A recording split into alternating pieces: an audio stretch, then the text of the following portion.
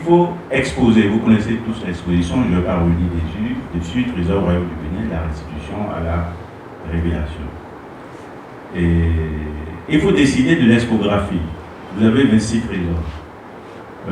Vous les connaissez, vous avez les images, elles sont partout, je peux vous les montrer, et aujourd'hui elles sont disponibles.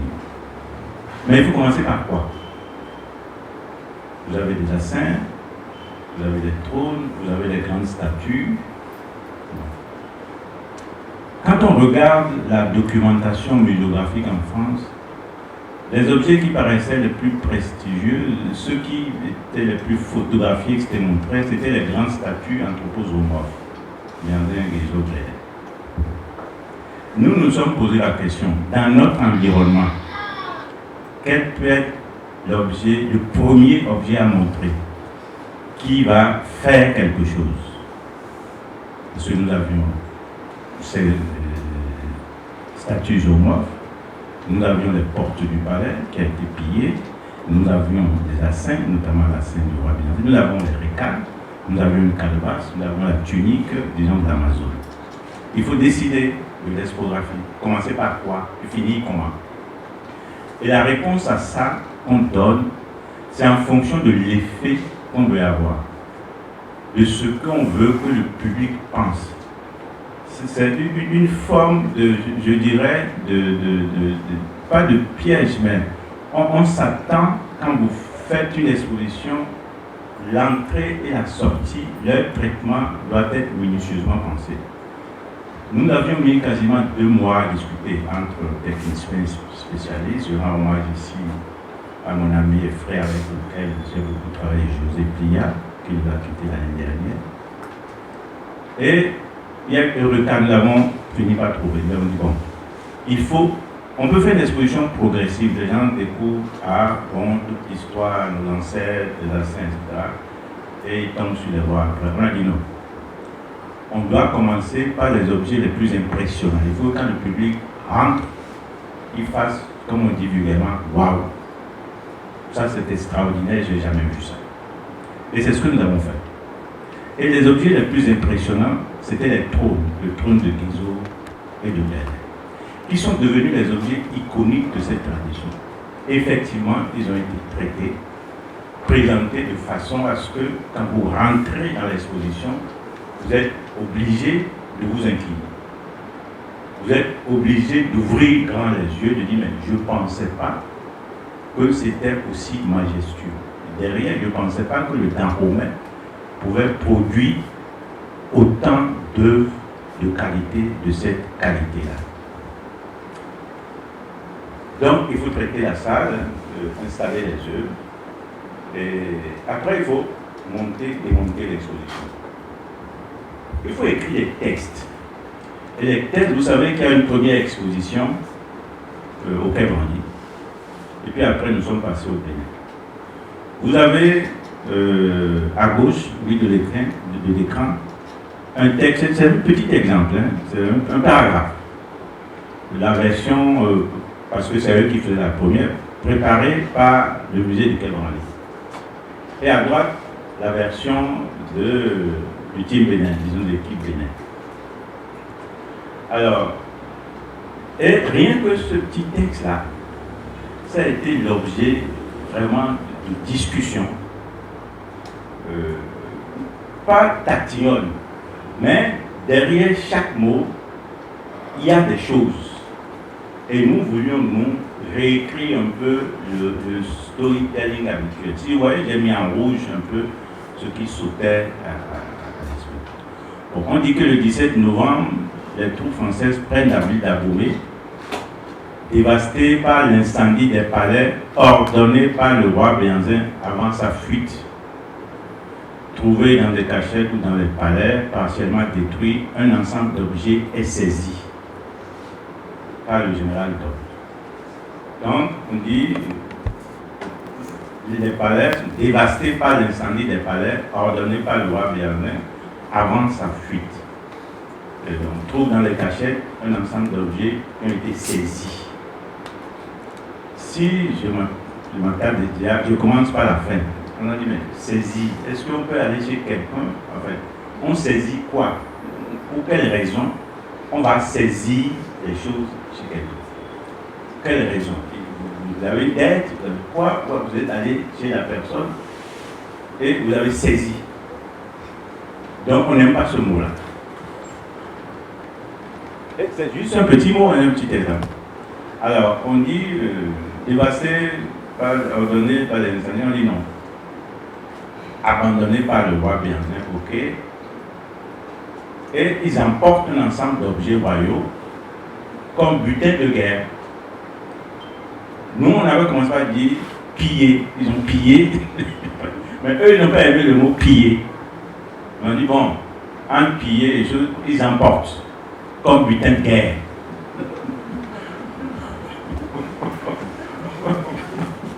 Bon, donc il y a eu quasiment sur chaque phrase, sur chaque mot, des discussions. Mais les deux camps étaient sincères, sérieux. Ils avaient l'habitude de créer un certain nombre de choses que nous regardions, qui nous n'auraient pas, en fait, la mémoire du roi Bianzin, ni la bravoure des soldats du Dahomey et des Amazones.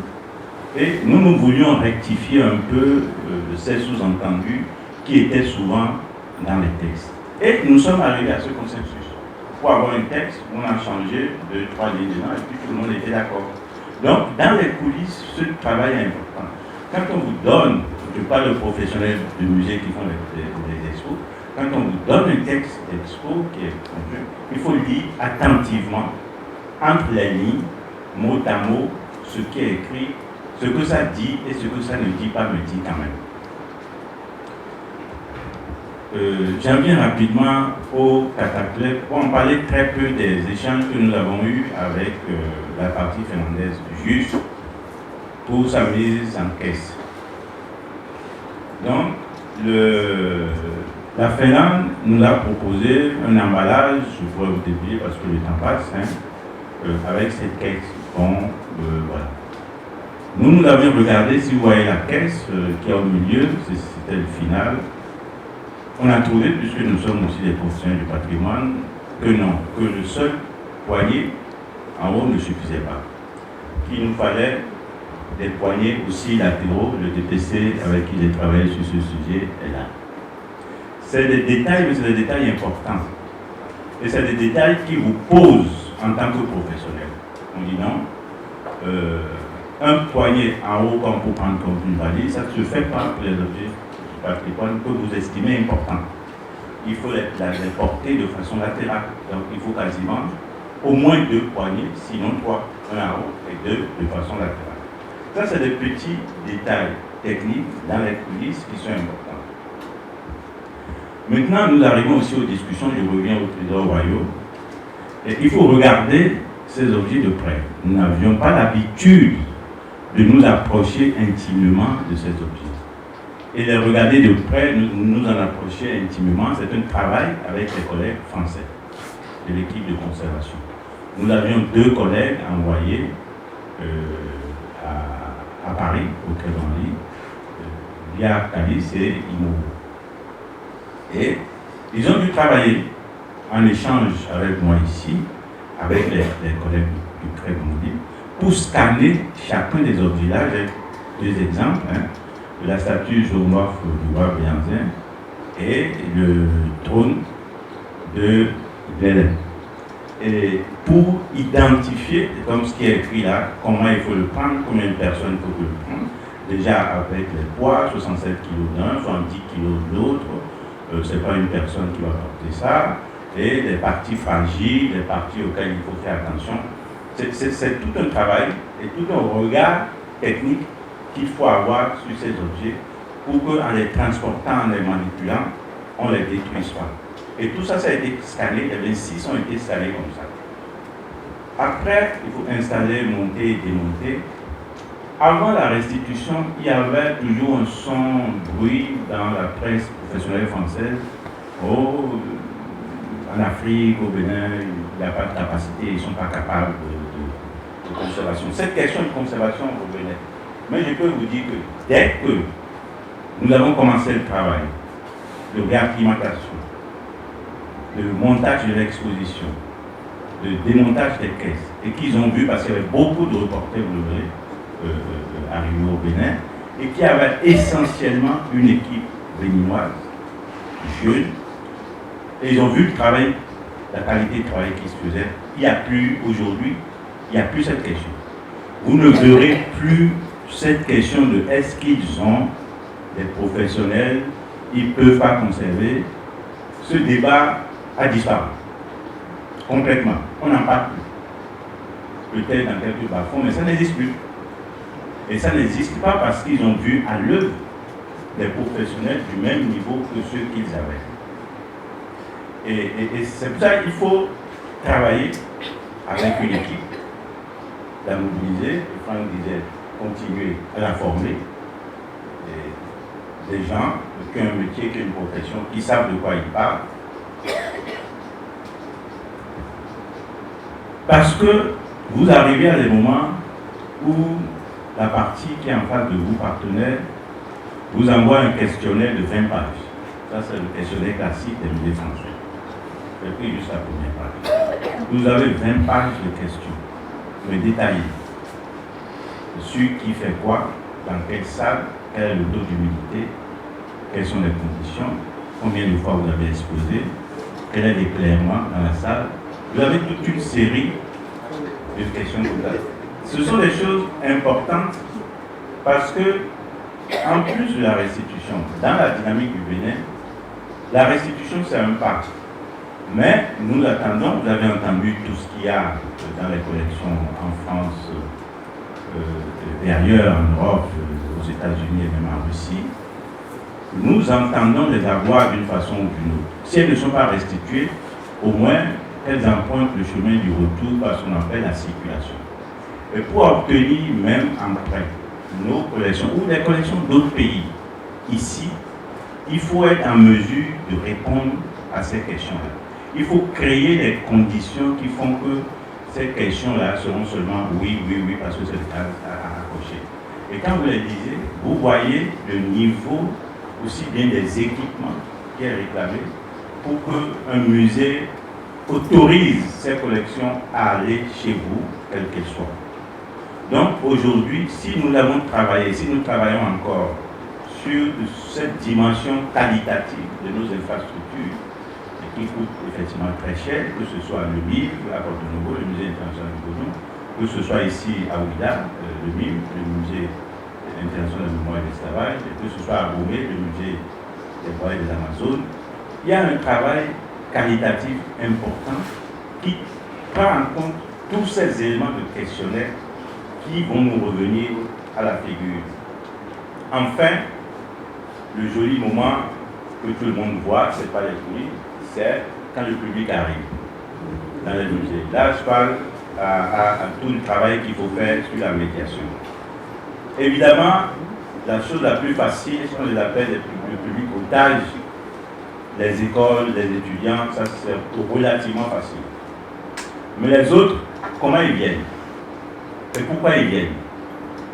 Ça a été la surprise. L'affluence populaire a été la surprise de cette exposition-là. On sait, les musées savent mobiliser les écoles, les étudiants, les universités, les chercheurs. Mais, et notamment chez nous ici, en Afrique, au Bénin, nous ne savions pas mobiliser les autres parties de la population. Et là, on constate une affluence extraordinaire. Vous connaissez les photos. Et dans ce public, divers et variés, on voit un jour arriver des dames habillées en princesse, c'est la princesse du Dangouin. Elles rentrent dans cette salle dont j'ai dit tout à l'heure que le premier signe, ça doit être le wow, on s'incline. Elles se sont inclinées tout de suite devant le trône du roi Guézo et elles ont commencé à réciter les litanies. Toute cette grande salle que vous connaissez, de 700 mètres carrés, a commencé à vibrer. Et c'était des visiteuses. Et tout le monde s'est écarté. Ce n'est pas des scènes qui se passent normalement dans un musée. Tout le monde s'est écarté pour leur laisser la place. Ce que dit, évidemment nous l'avions préparé, je passe dans les photos, l'équipe de médiation que vous avez vu tout à l'heure l'équipe de conservation, vous avez l'équipe de médiation. Ce que dit cette affluence que vous voyez là, nous avions une jauge de 300 à 500 visiteurs quand on fait une exposition sur la salle. Nous, on se disait, si on a 300, 500 visiteurs par jour, c'est très bon. Et là, vous voyez, pour la première semaine, on est parti déjà à 1000, on a doublé la jauge. Et à la fin, on était à 38 000. Disons la dernière semaine. Donc, quand vous passez d'une jauge de 300, 500 visiteurs à 10 000, vous comptiez sur 500 et vous arrivez à avoir 10 000, c'est beaucoup. Ça a été un énorme travail pour les médiateurs et les médiatrices. On ne peut pas dire qu'on a livré là un travail de qualité, mais l'enthousiasme des gens, le fait qu'ils soient restés longtemps dans cette exposition, dit quelque chose. Et que dit cette affluence? C'est une question que je laisse aux chercheurs, à quelqu'un comme ça. C'est en regardant après coup les photos et les vidéos de cette exposition des visiteurs que je me suis mis moi-même à poser des questions. Vous savez, on fait une enquête, généralement les musées font des enquêtes, les visiteurs on donne des questionnaires, voilà. Mais là, tout ce qui est ressorti n'était pas dans les questionnaires. Déjà, on voit des visiteurs qui sont bien habillés. C'est sur les photos, on voit ça. Ce n'est pas la pratique courante. Quand on va dans la bibliothèque, on ne se met pas à 4, on se tire pas à 4 putains, etc. Bon, même quand on va au cinéma, parfois, bon. Mais là, on voit que les gens venaient, c'était un moment pour eux. Ils sortaient, premier constat. Donc, aller voir ces œuvres, c'était un moment important dans leur vie. Deuxième constat, les gens venaient en groupe. Il y a très peu de visites individuelles.